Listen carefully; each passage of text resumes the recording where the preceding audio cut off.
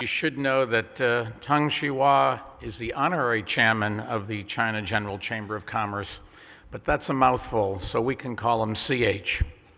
He answers to anything. And I want to just say one thing about CH. He has been as good a representative of America as he has been of China. He understands the need for us to work together. He is tireless, and what's more, he's a very nice guy. A nice round of applause for him. Now, the Lunar New Year's is just a few weeks away, and for those of you that don't know, it is the year of the rooster. The rooster is a symbol of good luck, and I think given what's going on in the world, we're all going to need some of that.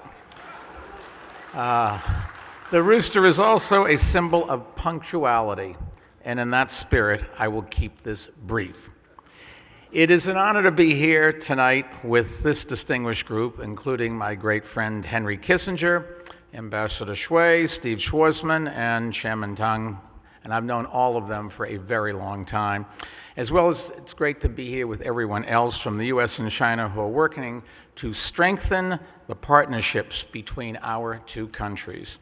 I've been glad to chair the working group on US RMB trading and clearing and to help advance work that will benefit both the United States and China.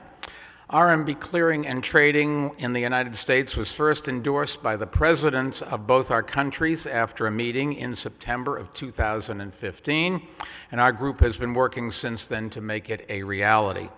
An RMB hub in the U.S. will strengthen trade and business partnerships between the two countries and create jobs in both.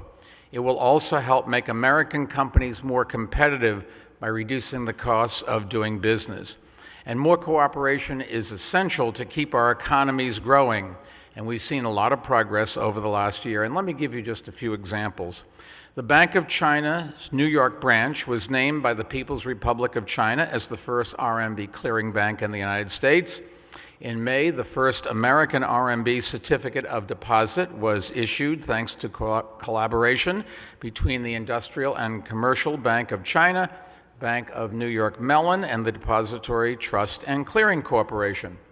Also last year, HSBC helped BlackRock obtain the first US-based license to trade Chinese stocks and bonds. And all of these, I think, are great examples of how these two countries can work together to reach our common goals.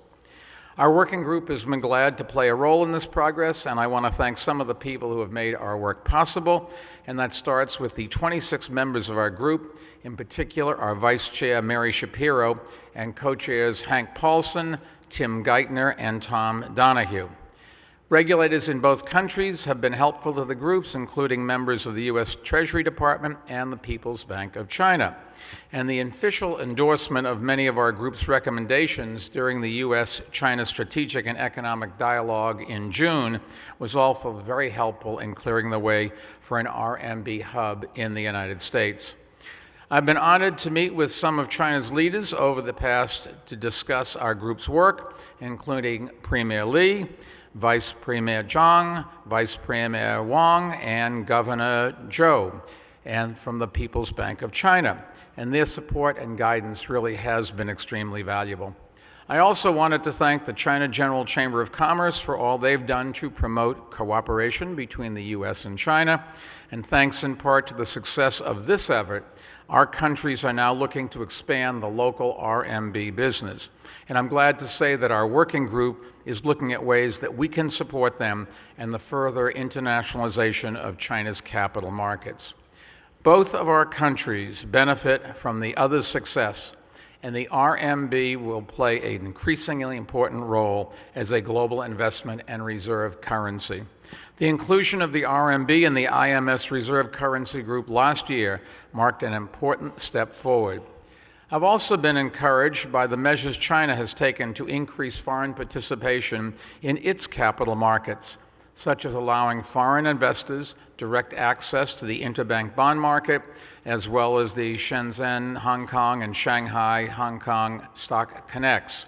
In fact, just today, the U.S. investment firm Crane Shares announced that they have been granted a license to trade in China's interbank bond market. China also deserves great credit for the leadership it is showing taking on climate change, which really is a critical economic challenge that all of us face. And that's particularly true for big cities, where the biggest impact of climate change will be felt. As you all know, Chinese cities are increasingly taking the lead in innovative measures that drive growth and improve people's lives, while also reducing carbon emissions. And my company is committed to supporting China in this growth. We recently hosted a very successful event on the future of the RMB in Hong Kong, one of the many China-focused events that we've held over the past year. And I look forward to working with all of you in the year 2017, the year of the rooster, and in the years to come. So let me once again thank you all for your leadership, your partnership, and for this honor. May you all have a very healthy, happy, lucky year of the rooster.